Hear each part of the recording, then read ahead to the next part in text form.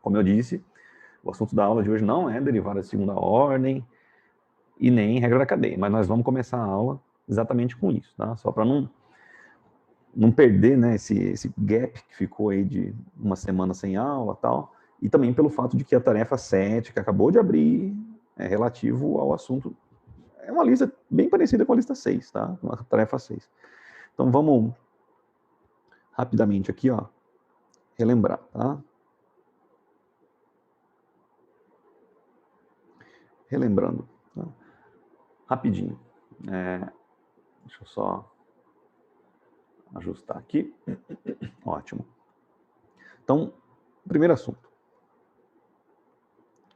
Derivadas parciais de segunda ordem. Derivadas parciais de segunda ordem. Tá? Derivada parcial a gente já estudou. A gente já sabe o que significa. O nome derivada, né, é a taxa de variação da função. É parcial por quê? Porque agora as nossas funções dependem de 2, 3, 4, n variáveis, várias variáveis, né? Por isso VV aqui, de várias variáveis. E a gente só vai derivar em uma delas. Pelo menos uma por vez, né? Então eu derivo em relação a x, ou derivo em relação a y, ou o contrário. Mas é uma por vez, por isso que é parcial. A função depende de x e y, mas você só vai derivar em relação a x, ou só vai derivar em relação a y. Depois, se você quiser repetir a dose, você pode. É justamente isso que indica aqui o segunda ordem, né? Primeira ordem é quando se deriva uma vez, a primeira derivada. Né? Então, a segunda ordem implica basicamente o quê? Grosso modo, né? É a derivada da derivada. Pronto. Então, em termos de conceito, é isso, né? Vamos pensar, então, para uma função de duas variáveis,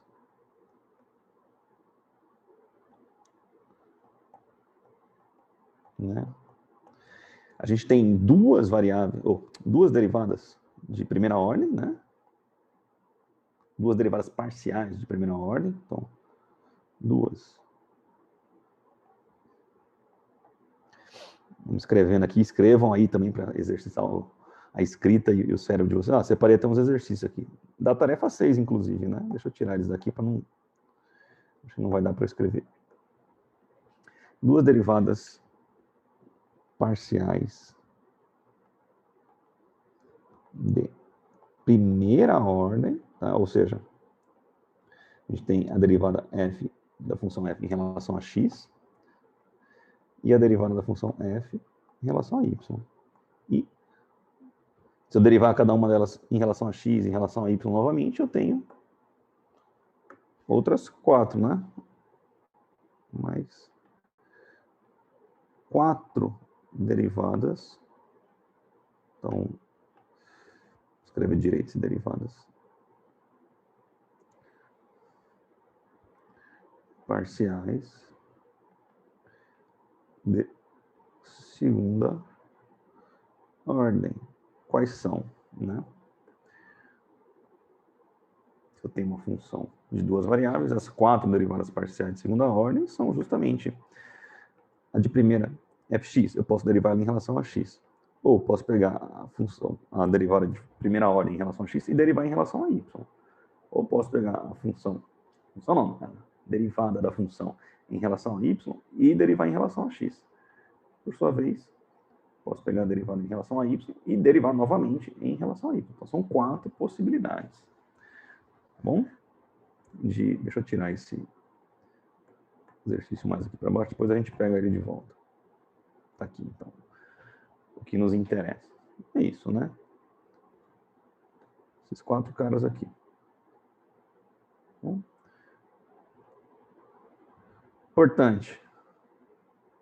importante. As regras de derivação que a gente viu ano passado, viu esse ano, permanecem as mesmas.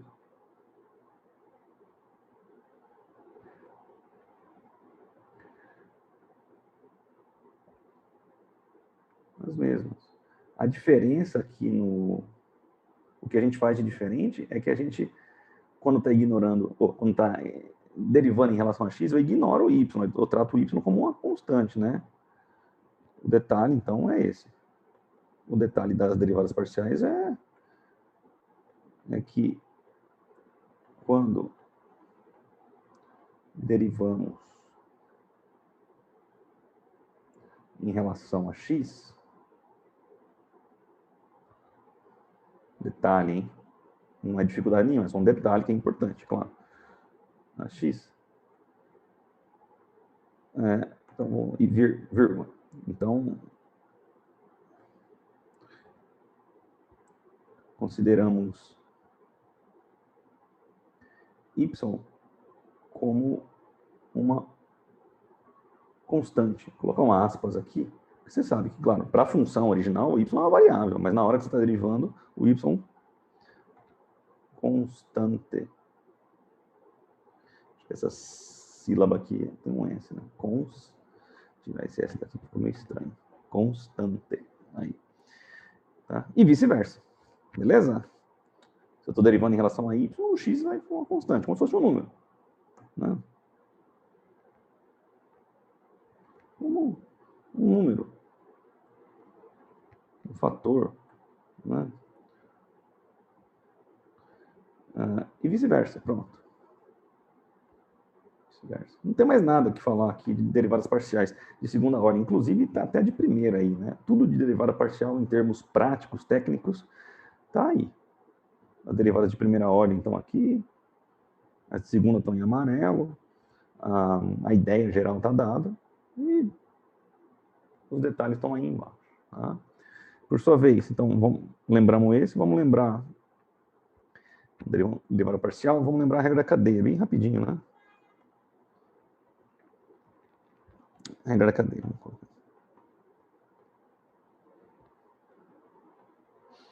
A regra da cadeia, aqui, essa regra da cadeia que eu estou explicando, que eu estou discutindo com vocês, ela é válida e aplicada quando a função vamos lá, quando a função é composta, né?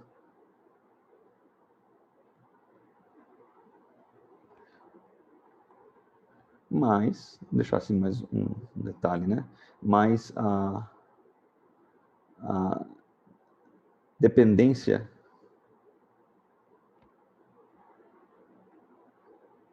entre variáveis é implícita. Implícita. Não é explícita. Tá certo? Ou seja, exemplo, né? Você tem uma função. O exemplo mais trivial de todos, e é muito comum na física, na engenharia, tá? Você tem uma função de duas variáveis. Opa, fx e y. Bom, então, por sua vez o x é função do tempo, ou de uma variável t qualquer, né? Na cinemática isso é muito comum. Movimento circular, o movimento simples também, né? Uma trajetória bidimensional. A gente falou isso na aula anterior. Tá? E o y depende do t. Então, na prática, se você quer saber a velocidade, né? Então, suponha que essa função f seja a posição, né? Exemplo, posição. Pronto. Posição bidimensional. Tem a coordenada x, tem a coordenada y. E, por sua vez, o x, a posição na horizontal depende do tempo. A partícula está se deslocando, né? E o y também. Ela está se deslocando em cima do plano, em cima de uma mesa ali, da lousa, da classe. O tempo está passando, está se deslocando e a projeção do ponto dela em x e y vai variando. Então, existe uma dependência implícita, né? Se você quiser saber a velocidade, então a gente pode montar o esqueminha aqui, só para você lembrar. A função depende de x, de y, e por sua vez, o y depende do tempo, perdão, o x depende do tempo e o y depende do tempo. Então, se você quer a velocidade, ou seja, se esse f aí é a posição, eu quero a velocidade e a derivada da função f em relação ao tempo, né? Então, df dt implica na aplicação da regra da cadeia. Porque eu tenho a função escrita nessas variáveis E elas, por sua vez, dependem de alguma outra maneira, né? Alguma outra expressão algébrica relaciona a posição horizontal, o x, com o tempo. E a vertical também. Em geral, são expressões diferentes. Quando tem um lançamento oblíquo, por exemplo, você sabe que na horizontal, a posição, a projeção da partícula no momento lançamento oblíquo, né, é constante. Assim, ela varia constantemente. A velocidade é constante e a posição varia constantemente. Velocidade constante. Já na vertical, não. Na vertical tem aceleração, tem gravidade. Então, a posição ela não varia de maneira constante. Ela é desacelerada na subida e acelerada na descida. Então, você vê que são dependências do tempo, tanto o x quanto o y, mas são dependências diferentes. Porque o problema em si, a natureza do problema, a natureza da natureza, funciona assim, tá? Então, não precisa ser a mesma dependência, né? Aqui seria uma dependência linear, né? Primeira potência no tempo, e no y, uma dependência de ordem 2, né? De segundo grau, parabólica, então, né? Vocês já estudaram isso em cinemática, etc. Então, a regra da cadeia, a gente escreve de maneira bem simplificada. Então, a derivada da função em relação a x são os caminhos, né, que eu tenho para sair do f e chegar no t. Tem um caminho em cima e outro caminho embaixo. Então, eu somo esses dois caminhos em termos diferenciais. Del f del x, que multiplica dx dt, mais o caminho de baixo, del f del y vezes dy dt. Tá bom? Se a função depende de duas variáveis, e essas duas variáveis, por sua vez, dependem de outras duas, né? Sei lá, u e t, pronto. Então, você poderia derivar o f em relação a u, em última instância, né? Ou o f em relação a v. Ou em relação a t, perdão. Né? A outra variável é t. Está anotado lá no caderno?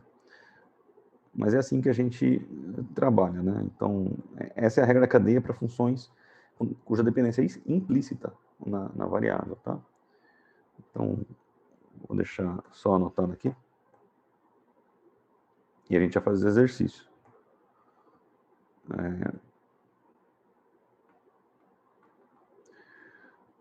Algo análogo, né? Ocorre se x e y, as funções, as variáveis da função original aqui, né? Se elas dependerem, ou forem função por sua vez, né? De duas variáveis ao invés de uma. Duas ou mais. Não é comum, né? Mas funciona igual. Variáveis. Então, para lembrar da regra da cadeia, acho que o esquema mais fácil é montar a dependência, né? Então, f depende de x e y. Por sua vez, o x depende do tempo, o y depende do tempo.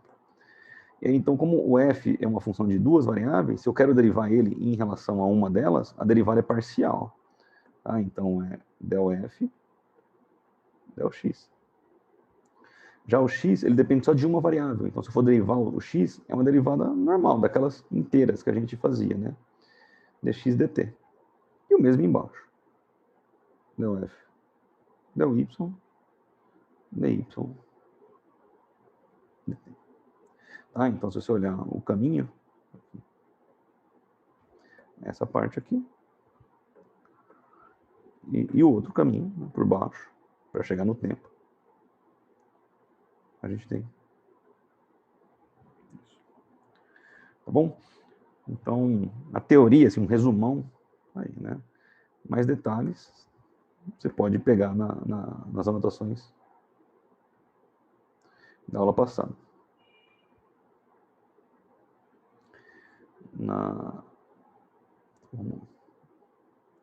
Nas anotações de... Agora não lembro qual foi a data, né? Faz 2 semanas, acho que era 26 de março. E em livros, tá? Qualquer coisa, você pode pegar um livro. Tem vários livros na biblioteca virtual da Unip, ótimos, né? Eu indiquei uns 4 ou 5 no começo do ano aí. Pega ele emprestado lá, abre o livro, vê um monte de exemplo resolvido que tem e manda bala, tá? Vamos fechar a nossa... meio rouco hoje. Semana inteira dando aula, né? Fechar essa discussão aqui com exercício. Né? Só peguei os 2 primeiros exercícios da tarefa 6 aí, que vocês entregaram hoje, tá? E vamos fazer. Porque o primeiro, ele pede uma derivada parcial de segunda ordem, né? Então, e o segundo, justamente, uma regra da cadeia. Então, a gente pratica aqui, relembra, tira dúvida e fica o registro para a tarefa 7, que é o que vocês vão fazer. E aí eu volto, vou fazer hoje um remember aí, um flashback lá de geometria analítica, lá que vocês estudaram com a Bárbara, tá?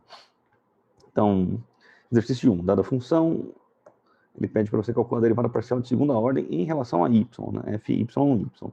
Então, para chegar no Fy, primeiro tem que fazer o Fy e depois derivar ele de novo em relação a y, tá? Então, a gente vai pegar a função e vai derivar em relação a y, a primeira derivada. Só que sair derivando assim direto, eu não sei se é a melhor opção, porque a gente tem um quociente aqui. Quociente, você fala, puxa, tem que aplicar a regra do quociente? Tem. Se tiver na forma de quociente. Mas você lembra que você pode sempre reescrever um quociente na forma de multiplicação, desde que você passe o numerador, perdão, o denominador para cima, né, multiplicando o denominador. Vamos reescrever aqui assim, ó, e troca o sinal do expoente. Então vai ficar x que multiplica x menos y elevado a menos 1.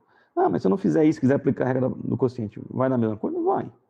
Certamente com muito mais trabalho e a forma final, como envolve quadrado, não sei o que, no quociente, é muito provável que você vai ter que fazer muito mais simplificações no final, né, para obter uma resposta coerente, assim, mais coesa, do que nesse caso.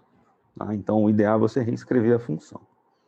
Tá, então, você vê aí que essa função ela pode ser dividida em 2 partes. Né? Uma multiplicação, a primeira função só depende de x, e a segunda função depende de x e de y. Vamos pensar assim, tá? Não há necessidade, não haveria. Mas vamos pensar em 2 blocos assim, porque pelo menos fica um padrão, mesmo que não haja necessidade ou não haja dependência nas 2 variáveis, tá?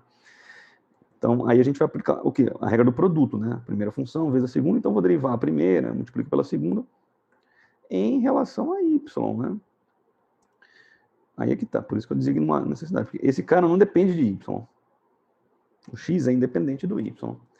E quando eu estou derivando em relação a y, lembra, a gente escreveu lá em cima, o x, ele funciona como uma constante.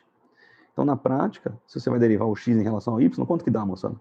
X derivado em relação a y.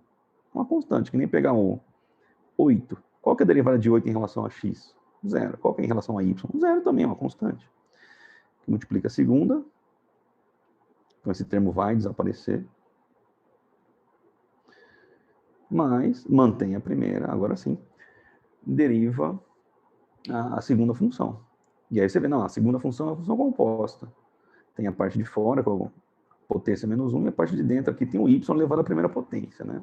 Então você vai derivar de fora e multiplicar pela derivada da de dentro. Regra da cadeia para variáveis com dependência explícita, né? Então, tá vendo? Não precisa aplicar esse esqueminha aqui. Esse esquema aqui a gente aplica quando a dependência é implícita. Quando o x e o y dependem de mais alguém. Mas não, eu quero derivar em relação a x ou em relação a y. Não precisa.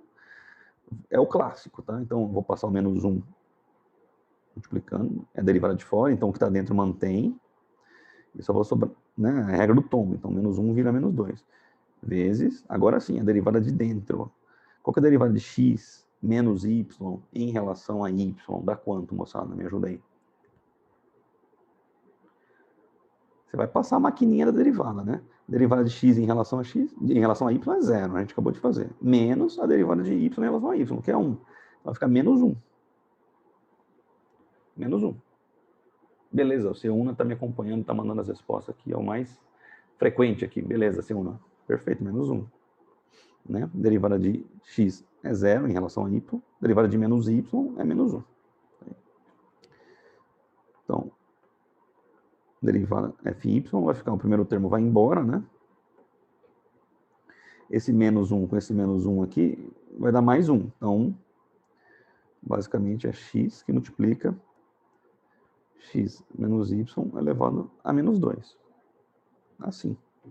Tá? Mas ele não pediu isso, ele pediu a derivada segunda. Essa é a derivada primeira. Né? Derivamos mais uma vez em relação a y. Bom, e a gente vai ter o f y. Então, mesmo esquema, né, que a gente fez antes. Tem um bloquinho aqui e um bloquinho lá. Regra do produto. Derivada da primeira, novamente, né? Derivada de x em relação a y é zero. Se quiser até pular essa etapa, pode pular. Zero vezes a segunda, né? Derivada da primeira vezes a segunda. Mais, mantém a primeira e agora sim, deriva a segunda. Então, novamente, você tem uma função composta, né? Você tem aí a potência menos 2 fora, a potência 1 aqui dentro, né? Regra da cadeia, novamente. Mesmo processo que o de cima lá. O menos 2 passa multiplicando, que multiplica aí, então, a parte de dentro fica inalterada, né? A regrinha do tombo, menos 2 vai virar menos 3, estou subtraindo 1, e multiplico pela derivada da função de dentro, que dá quanto? Derivada de x menos y em relação a y, dá menos 1 de novo, concorda? Dá menos 1. A derivada passa igual um trator aqui, ó. 0, e a outra, em relação a y, menos 1. Tá? Menos 1. Aqui a gente tem que o primeiro termo vai embora, né? 0 multiplicando. Novamente tem um negativo vezes menos 1, vai dar mais 2. Então, vou deixar 2 aqui na frente. Que multiplica x, que multiplica x menos y elevado a menos 3. E aí tá a derivada parcial de segunda ordem em relação a y, duas vezes, né? Se você quisesse calcular as outras, poderia, mas o exercício só pediu f, y. Ah, quero calcular o fxx. Vai lá, deriva a função original em relação a x e o resultado você deriva de novo. Mas o exercício, nesse caso, só pediu esse. Deixa eu ver aqui um negócio. Eu acho que quem está com problema hoje aqui é a enquete do sim ou não, porque a do verdadeiro ou falso entrou. Né? Queria ver com vocês, tudo bem? Deu para entender aí? Acho que vai ter que ser via chat, tá? Eu recebi alguns e-mails essa semana, até hoje, né? Um pouquinho antes da aula aí, tinha gente perguntando e tal. Tudo tranquilo, jovens? Não está entrando a enquete, realmente. Só vou tentar o verdadeiro ou falso de novo. Mas aí o verdadeiro ou falso não faz muito sentido aqui, né? Também não está entrando. Tá travada a enquete. Tá bom. Vou voltar. Beleza. Obrigado. Agora eu estou olhando o chat aqui. Joia, Vitória, Seuna, Antônio, Larissa. Perfeito, meninos. Obrigado, meninas. Então, vamos olhar o 2, tá? Então, ele te dá uma função, tá? A função que ele te deu foi essa aqui, ó. Opa. O z aí faz o papel do f de xy, tá? O z é uma função que depende tanto do x quanto do y. Por sua vez, o x depende do t e o y também depende do t. Tá? Então, ele pede para você calcular a derivada da variável de... Variável não, né? Da função original em relação à variável lá... Opa! A variável implícita, né? Porque não aparece t. Como é que eu vou derivar isso aqui em relação a t? Não tem t. A dependência é implícita. Então, aqui a gente aplica aquela regra da cadeia que a gente acabou de discutir. Tá? Deixa eu ver se eu consigo copiar isso. Eu não vou acabar esquecendo. Então, vamos lá. Exercício 2. Colar aqui. Opa. Tá aí.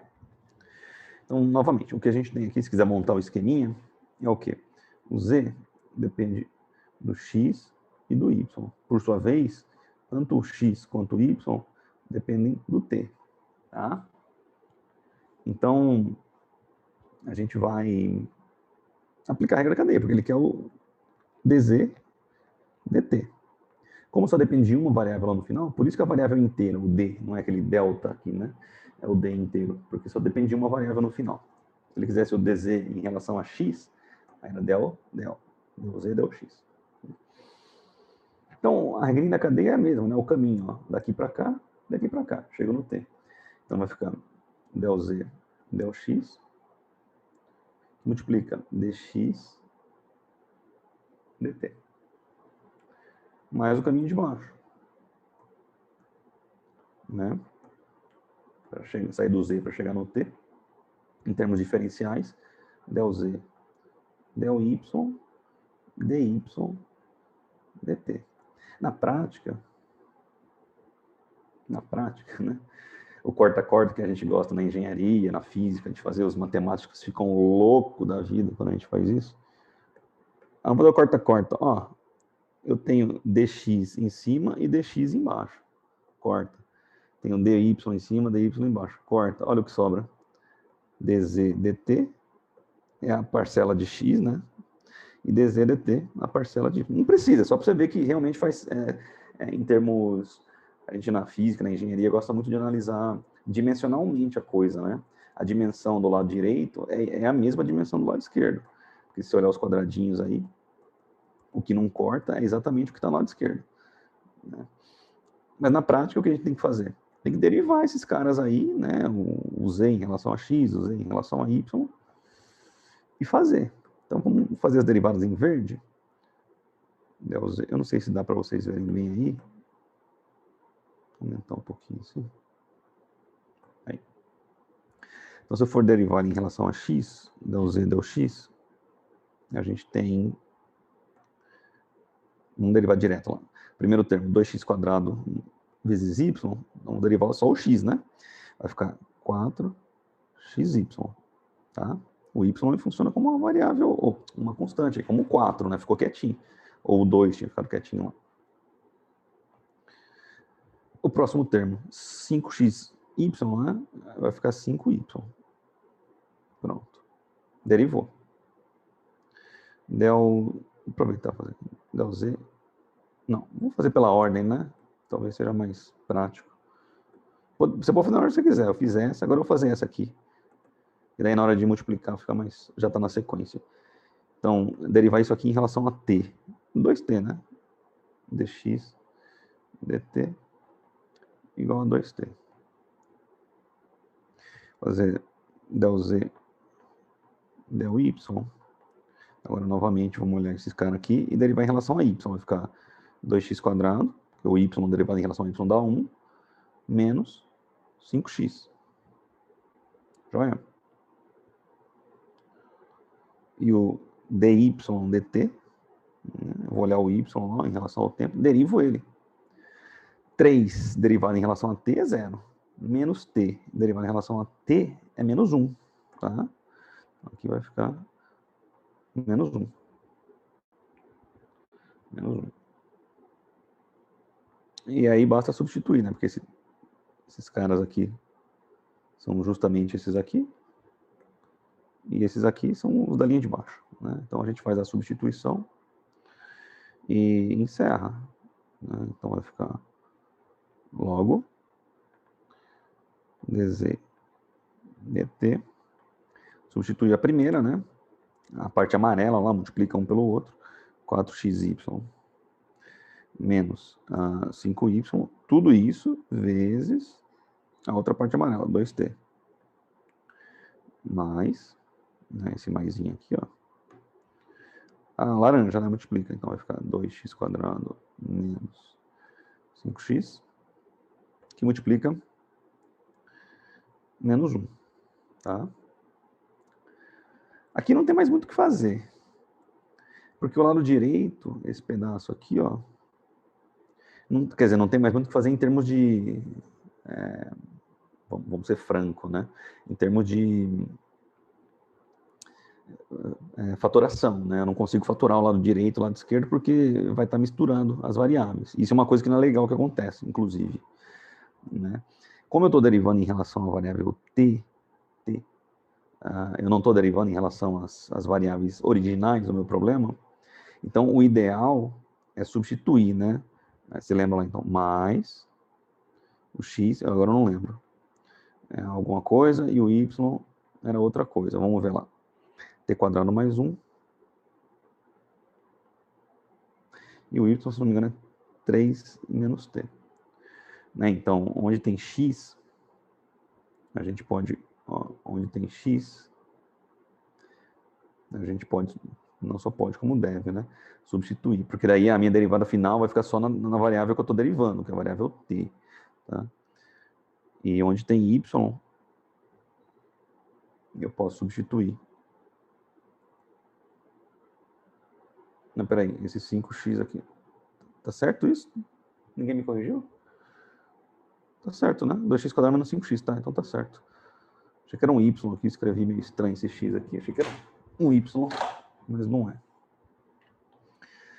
Tá bom? Então, é isso que dá para fazer, claro, a questão do jogo de sinal aqui e tal. Vamos fazer isso. dz dt igual 4x t quadrado mais 1. Vou colocar o parênteses que estava aqui fora, né?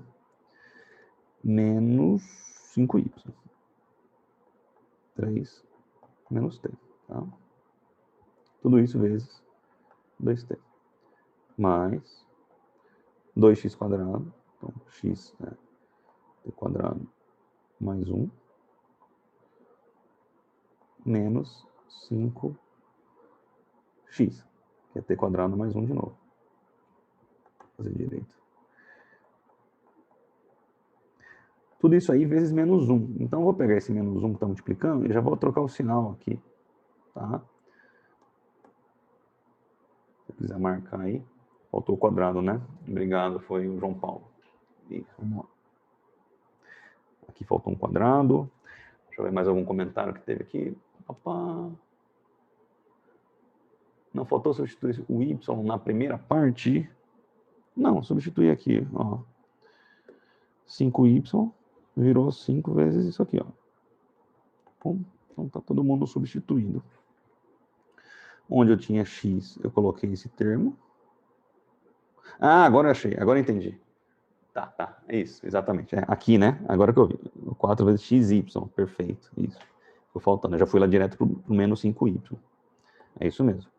Esse termo tem que multiplicar, então vamos ver se a gente consegue aproveitar aqui o espaço e fazer essa multiplicação. Tá certo, agora voltou mesmo. Então, vezes, né?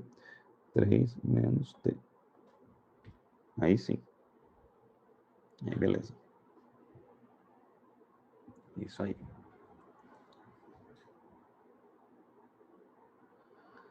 Agora tá certinho, né? Bom, agora, moçada, a brincadeira aqui são duas, né? Abrir isso e fatorar. Tá? Abrir não é difícil, quer dizer, você pode fazer na ordem que você quiser. E aí vai ficar a seu critério, tá? Deixa eu só destacar então onde que eu fiz as substituições. X, X, Y, Y. Só, né? Não tinha mais nenhum Y no lado de lá, isso mesmo. E eu falei que ia passar o sinal e não passei, né? Aqui é negativo. Esse menos 1 aqui, vou passar ele multiplicando aqui, vai ficar menos esse menos aqui. Bom, agora aqui é trabalho algébrico. Você não tem muito mais o que fazer. Eu vou fazer aqui com vocês, mas vocês já devem ter feito isso. Então, vamos aplicar a distributiva, né? T quadrado vezes 3, T quadrado vezes menos T, 1, tá? Então, vai ficar igual 4 que multiplica 3t quadrado, a primeira distributiva ali, né? Menos t ao cubo, mais 3 menos t. Bom, distribui o 5 também aqui, ó. Tá? Vai ficar menos 15 mais 5t. Né? Tem o sinal negativo aqui fora, não esqueça.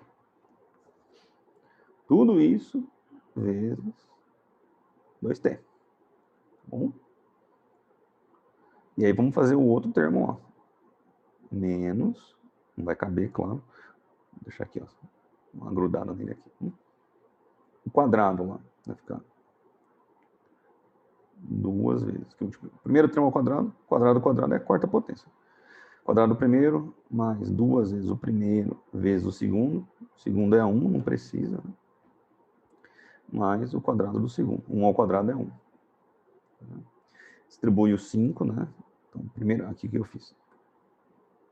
Estou fazendo a potência, né? É bom colocar um parênteses aqui, porque esse 2 está multiplicando todo mundo. Esse cara aqui está multiplicando todo mundo. Mas primeiro eu tenho que fazer a potência. E o menos 5 ali vai ficar menos 5t quadrado. Menos 5. Bom.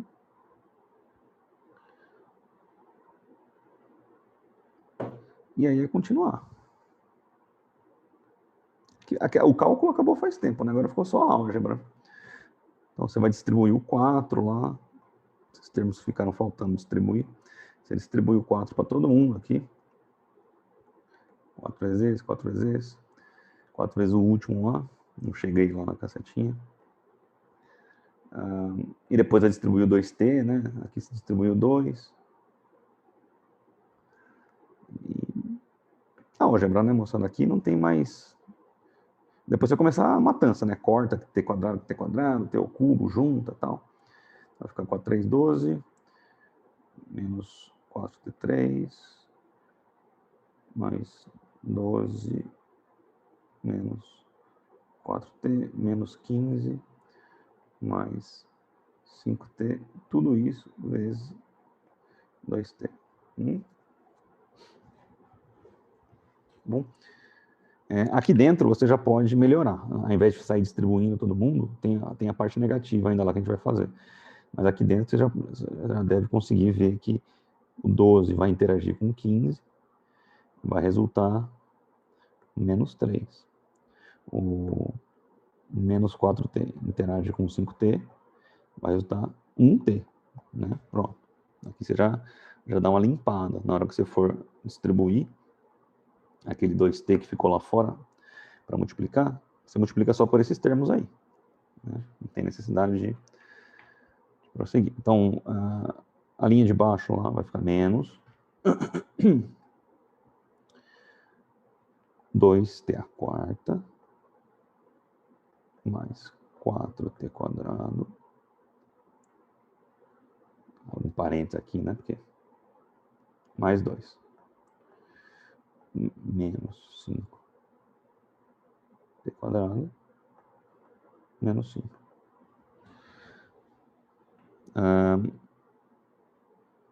Tá.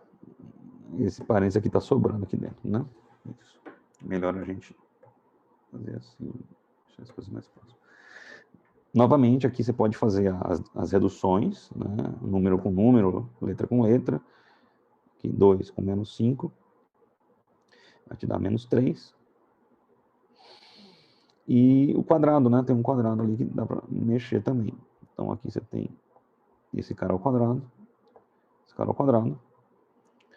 Na hora que você mexer esses dois, vai ficar menos t ao quadrado. Bom, e agora vai. Tá chegando no final. Quer dizer, é trabalho. A partir daqui é trabalho. A derivada, regra da cadeia, já parou faz tempo. Tá? E a ordem de você fazer, que nem o Seuna comentou aqui comigo, no exercício da lista eu fiz a faturação primeiro, depois substituí os valores de x e y.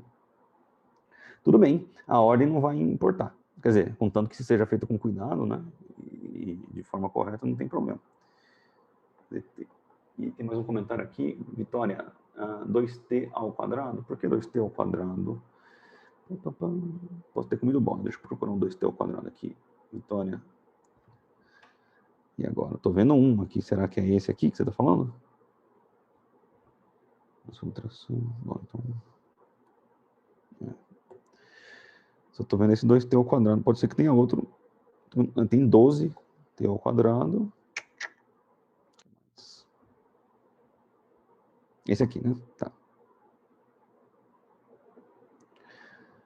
Por que 2t ao quadrado? Por causa disso aqui, ó. Lembra? O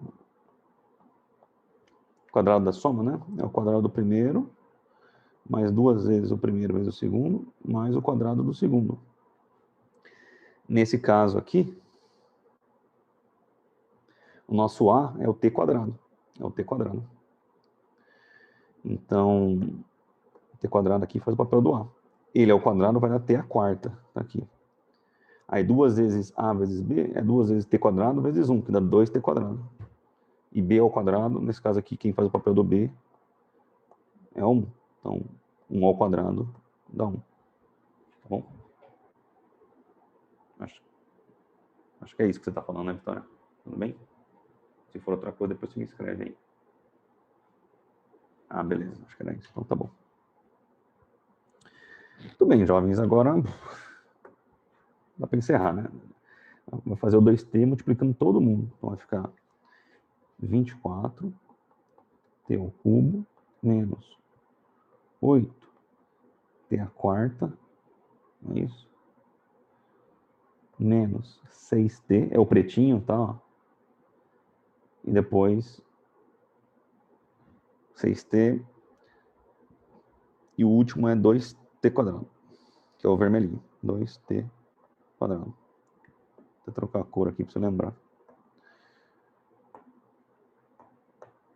E o último era o vermelhinho. 2t quadrado. E o de baixo é só trocar o sinal de todo mundo. E já está feito. Né? Então vai ficar menos 2t à quarta. Olha, é o vermelhinho lá, hein? Eu vou fazer agora. Deixa eu fazer em vermelhinho, tá? Menos com menos mais t quadrado. E o pretinho agora. Menos com menos vai dar mais 3. Então, mais 3. E junta. Junta os termos aí.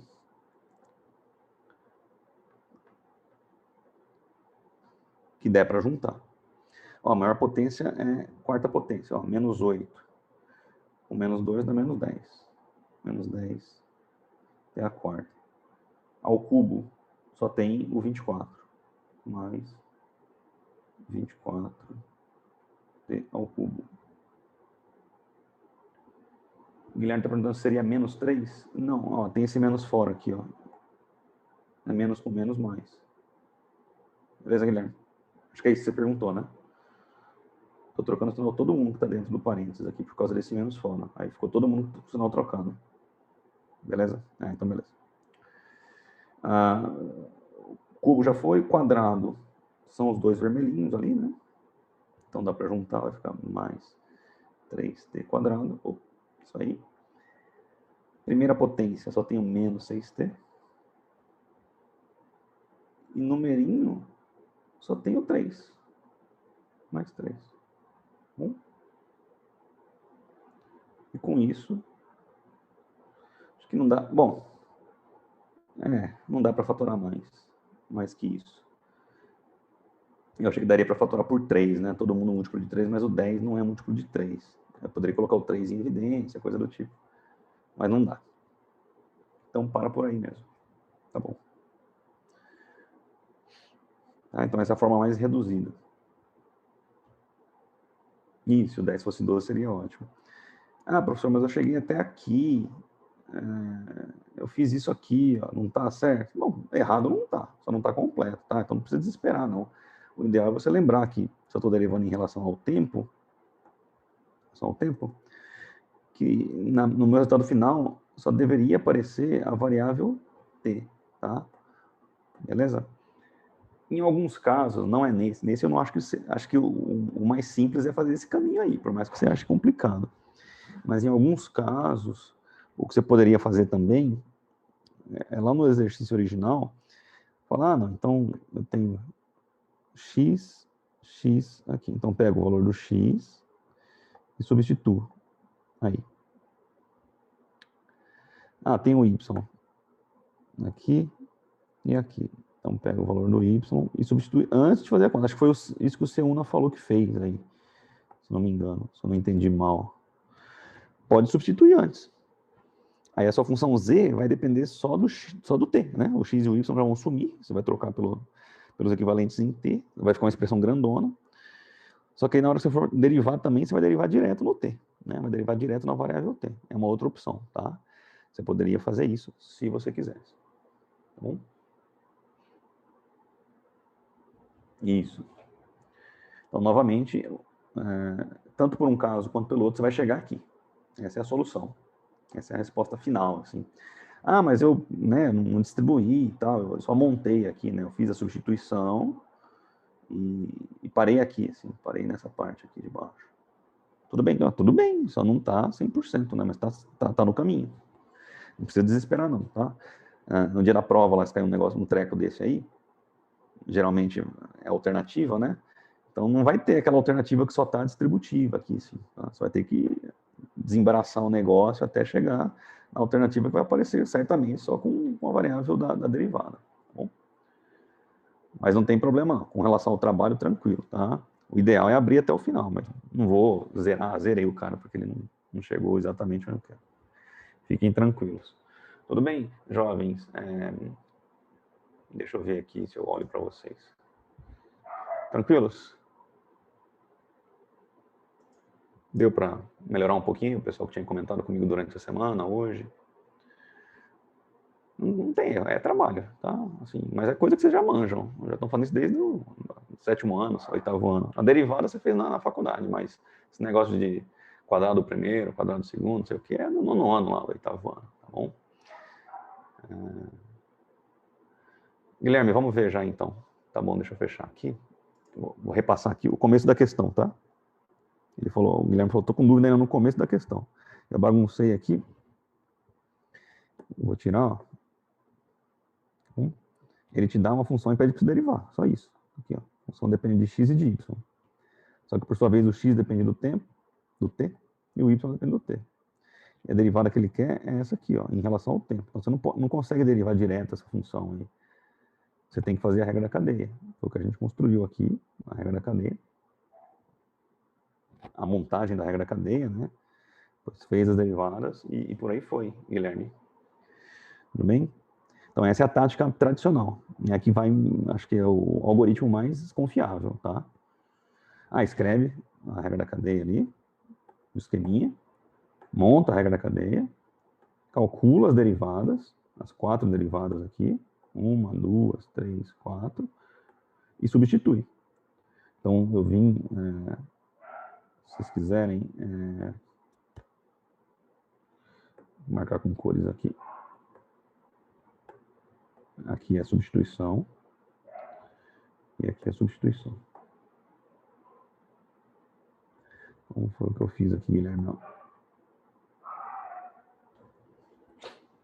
Tudo bem?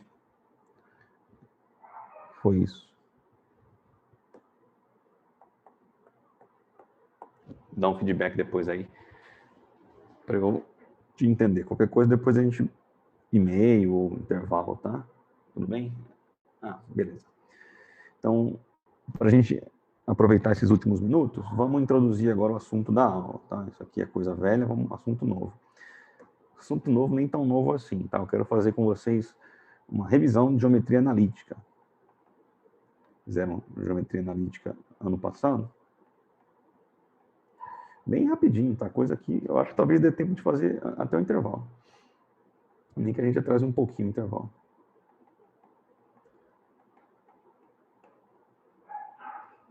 Vocês fizeram CGA ano passado, cálculo comigo, GA com a Bárbara, e agora a gente vai revisitar. O termo é vetores, tá? Então, eu quero revisitar com vocês aqui vetores, porque tem a ver com as derivadas que a gente vai calcular na sequência. Bom, então a gente vai falar tudo que der para falar de vetor rapidinho e depois as operações com vetor, tá? Então eu vou montar aqui um plano cartesiano. Bem rapidinho aqui. Tá? O eixo horizontal, o eixo vertical, toda aquela coisa. Y, X. A gente tem a origem ali do sistema. e vou desenhar um vetor. Tá? Qualquer. Não me interessa especificamente nada demais, né? Deixa só um pouquinho mais espesso para ficar claro para vocês aí. Tá? Então, um vetor ele pode ser definido pelo menos de 3 maneiras. Pelo menos de 3 maneiras. Tá bom? Primeira maneira. Através de 2 pontos. Então, você está a origem do sistema cartesiano, você tem a extremidade do vetor. Pronto, você dá os 2 pontos, você tem um vetor. O vetor OP. Tá bom? Outra maneira de você definir o vetor é através das componentes dele. A sombra que ele faz. Tá? Se você ligar uma luz aqui, ou então põe o seu olho aqui e olha, você vai ver o vetor projetado lá em cima do eixo horizontal. Não é isso? Se você desloca o seu olhar para cá, sim, você vai enxergar esse vetor projetado lá na vertical. Então você tem a componente vertical do vetor. Tá bom? Vamos traçar ela também. Então. Opa, verdinho. Mais ou menos aqui, assim, né? Alguma coisa assim. Então, opa. Vou deixar só o componente aqui. Mesma coisa no outro. Perfeito. Então eu tenho vou chamar esse vetor de V, tá? Ficou faltando isso. Então eu tenho a componente horizontal, que eu vou chamar Vx. E a componente vertical, que a gente vai chamar de Vy. Tá bom? Então, tanto essa quanto essa. Deixa eu engrossar um pouquinho o traçado aí para ficar mais fácil de ver. Tá aí. Então, outra maneira aqui a gente tem o vetor V, né? É igual, né? Idêntico. É isso aqui. O vetor, usando as coordenadas, a gente pode escrever ele de 2 maneiras. A maneira mais simplificada possível é o par de componentes, tá? Bom, mas também a gente sabe que a gente tem os vetores diretores. Vocês já devem ter estudado isso. São vetores unitários. Então, aqui, assim, na base, é o vetor J, né? Chapéu. I, chapéu. Viram isso aqui ano passado? J, chapéu, I, chapéu. Viu, né? Os versores. São vetores unitários que basicamente servem para dar direção para a gente. Né? São os versores, vetores diretores. Então, outra maneira de se escrever esse vetor verde aí com as componentes é através dos versores. Você vai escrever Vx na direção I mais o Vy, agora sim, na direção J. Vou arrumar isso aqui. Tá bom? É a mesma coisa. Aí você pegar só as componentes, aí você escreve assim, tá? Mas é a mesma. E por fim, a gente pode ter o vetor dado aí, ele tem um módulo, né? A gente sabe que tem um certo tamanho, um comprimento, esse vetor tem um comprimento. E ele faz um certo ângulo com a horizontal. O ângulo, claro, que vai depender de cada vetor, mas nesse caso aqui está claro, né? Ele faz um ângulo com a horizontal. Então, outra maneira de você escrever o vetor, a terceira maneira, é através... Então, a gente vai usar as 3, tá? As 3.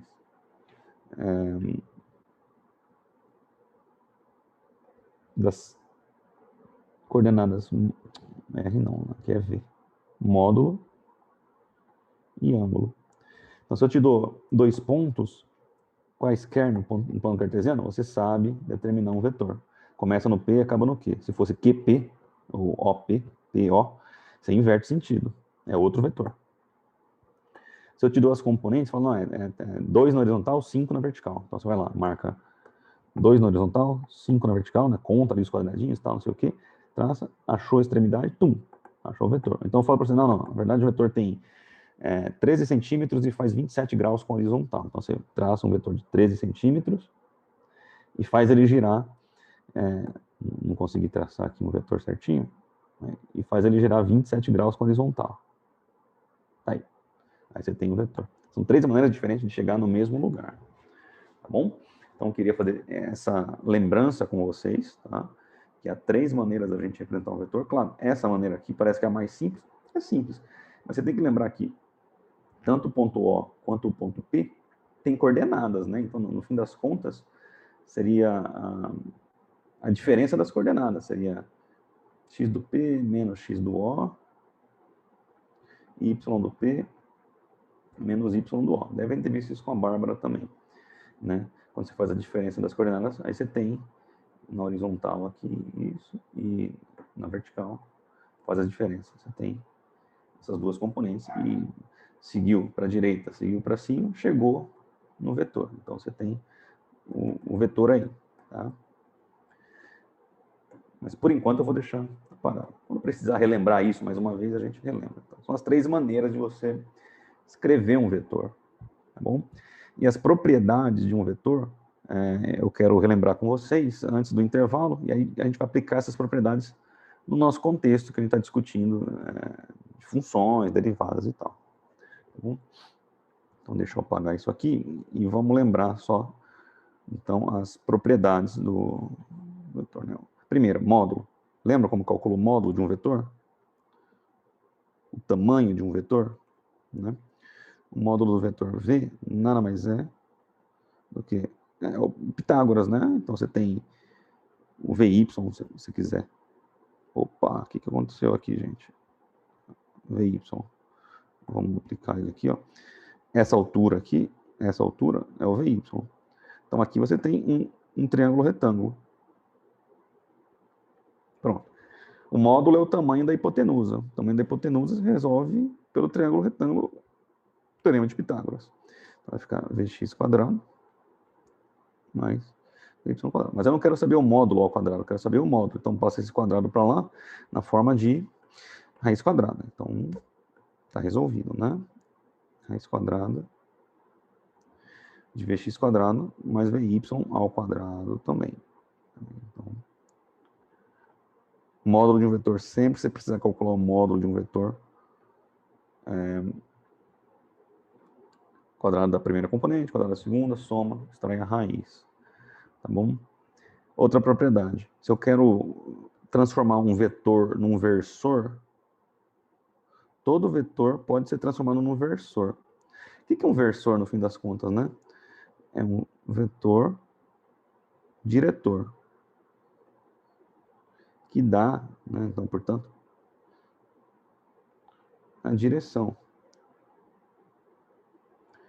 Mas não interfere, o módulo dele, a intensidade dele não é contada. Mas tem, isso é super importante. Módulo 1 é um vetor unitário. Tá? Unitário no sentido de tamanho. Unitário. E como é que você faz para transformar um vetor num vetor unitário? Como é que você faz para transformar um número, tua idade? Ah, eu tenho 19 anos. Como é que você faz para transformar o 19 em 1? E essa mesma operação vale para mim, que tenho 34. Você pensa, não, se eu pegar 18, subtrair 18, eu vou ter 1, eu tenho 1, é só subtrair 18. Mas essa operação só vai funcionar com a sua idade, não funciona com a minha. Como é que você faz para transformar a sua idade em 1 e com a mesma operação você transforma a minha idade em 1 também? Diz aí para mim.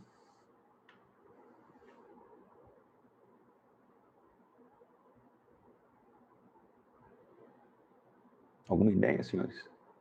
Uma operação para transformar qualquer número em 1. Vocês estão aqui? Vocês foram embora? Cadê vocês? Como é que eu faço para transformar qualquer número em 1? Isso, Guilherme. Divide por ele mesmo. Eleva a zero, é uma possibilidade, mas elevar a zero é um trabalho mais difícil, né? Assim, em termos de sofisticação matemática do que dividir, né? A potenciação está num degrau acima da divisão e da multiplicação. Então, divide por ele mesmo, divide por ele mesmo. Tá? A gente vai representar um versor com um chapéuzinho em cima. Já pusemos ali o I, o J, né? Aqui só para você lembrar. Tá bom? E a gente vai representar então um versor no chapéuzinho. Então, aqui só para um pensamento, né? E o versor é definido assim mesmo. Então, V chapéu, no caso do vetor, pega o vetor e divide por ele mesmo, ou pelo módulo dele, né? Por que pelo módulo? Porque o módulo é um número, é um valor numérico. E o vetor, ao contrário de um número, você vê que o vetor, ele tem tamanho, tem direção e tem sentido. É por isso que ele não é um número. Agora, o módulo dele é um número que representa o tamanho do vetor. Perfeito. Então, se eu quero um vetor que seja unitário, mas que preserve a direção, né? Então, eu tenho aqui ó, um vetorzinho unitário, é diferente do I e do J, porque ele aponta justamente na direção do vetor original azul, tá? Então, é isso. Eu divido pelo módulo. Você não altera direção nem sentido. Você preserva direção, preserva sentido e contrai o vetor se ele for maior que 1 e expande o vetor se ele for, né, um vetor que está entre 0 e 1, o tamanho dele. Tá bom? E aí, para encerrar, produto escalar.